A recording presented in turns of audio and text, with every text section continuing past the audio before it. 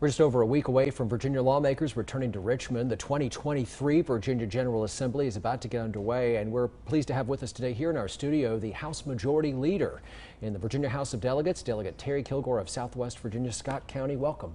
Oh, it's great to be with you. You are getting ready to be extremely busy, and we want to try to understand where you see this moving. What do you see will be top priorities when you all go back to Richmond? Well, there's going to be a lot that's going on in the General Assembly session, you know, from tax relief to making sure that we fund economic development the way we should fund it, down to education and funding our police officers, our teachers, and things of that nature. So we got a lot going on. Unlike Washington, we got to come out with a balanced budget at the end of the day.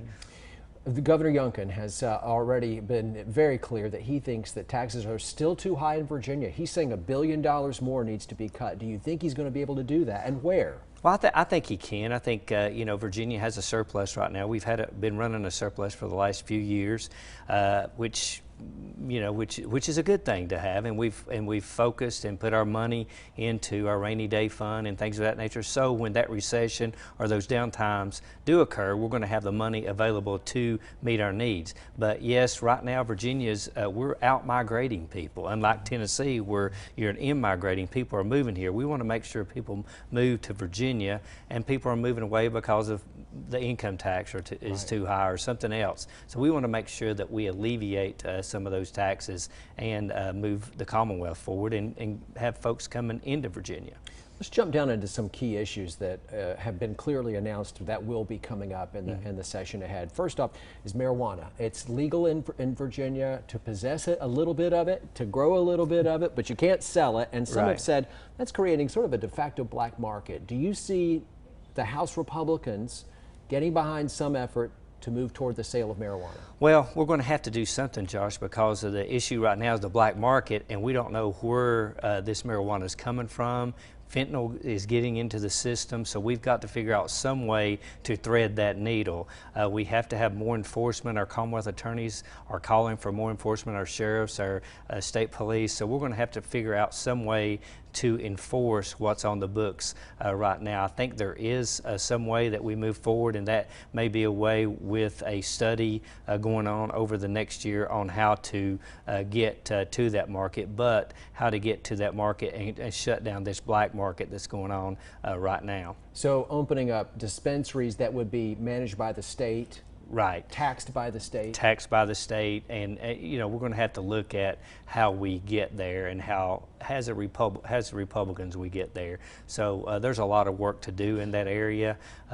We've been on the phone a lot on that particular issue, and we're going to have to just weigh that out. Now Governor Youngkin, with his appointments, he has now control of the Cannabis Control Authority, so he can his group can really work on the regulation side. Okay, real quickly, electric vehicles. Many Virginians may not know it, that gas-powered car sales will be banned in a period of time at a date in the future. And I'm hearing that Republicans are saying this is the time to overturn that. Do you see that happening in this session? I think we are going to overturn that. I mean, even if with the Senate being barely Democrat, I think we can get a few senators to do that, because when the House had control, when the House was controlled by the other side, the Democrats, they tied our electric car and our gas car model to California, meaning that we would have to be not buying any gas-powered cars in 2030, 2035. So that's just right around the corner. And so I think we're going to get that overturned, because we don't want to be tied to anything that's California. And we'll leave that there. Yes, yes. Let me ask you about abortion. I know that you know, abortion is still legal in Virginia. Governor Youngkin has said that he wants there to be a ban at some point. Right. What are you willing to support, and where do you see this moving? Well, I'm pro-life and always been pro-life, so I think, you know, whatever the ban Governor Youngkin comes along with, I'm going to support. But it's going to be somewhere around 15 weeks, 12 to 15 weeks. I mean, we just got to follow the science. I think, you know, too often, you know, we follow the science on everything else, and now the science has evolved enough to we know that there is a human being.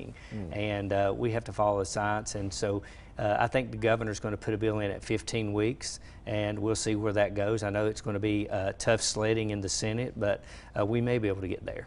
You are just a stone's throw from Tennessee, where almost all abortions are banned. You don't see it going there this session in Virginia. No, I do not see it going there. Delegate Terry Kilgore on his way back to Richmond in just a few days. Right. Thank you for stopping by with us today. We appreciate it, and we'll be in touch throughout the session ahead. Thank you. Really appreciate it. Coming up on First at 4, you can start off 2023 the